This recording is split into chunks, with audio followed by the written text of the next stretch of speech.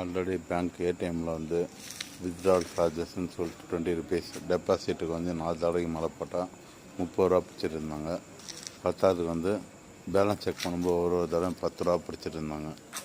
எல்லாமே 4 தடவை 5 தடவை தான். அதாவது 5 தடவை மட்டும் சொல்கிறது வந்து ஏடிஎம். இப்போ பத்தாவதுக்கு வந்து மொபைலில் ரீசார்ஜ் பண்ணுறது ஜிபே, ஃபோன்பே மூலமாக பண்ணால் ஒரு தடவையும் ஒரு 100 ரூபாய்க்கு 1 ரூபா 1.5 ரூபான்னு சொல்லி கணக்கு பண்ணி ட்ரான்சாக்ஷன் பிடிச்சிட்டு இருந்தாங்க. இப்போ பார்த்தீங்கன்னா 239 ரீசார்ஜ் பண்ணும்போது ஒரு 3 ரூபாய்க்கிட்ட எக்ஸ்ட்ரா பிடிச்சிட்டு இருந்தாங்க. லாஸ்ட்டாக பார்த்தீங்கன்னா இப்போ வந்து இந்த மாதத்துலேருந்து 25% அதிகமாகிடுச்சு. 240 வந்து 299 ஆயிடுச்சு. பத்தாவது எக்ஸ்ட்ரா சார்ஜஸ் போட்டு 302 ரூபா வரைக்கும் போகுது. எங்கே போய் இன்றைக்கி போகுதுன்னு தெரில, கரெக்டாக சொல்ல முடியல. மாதம் எப்படி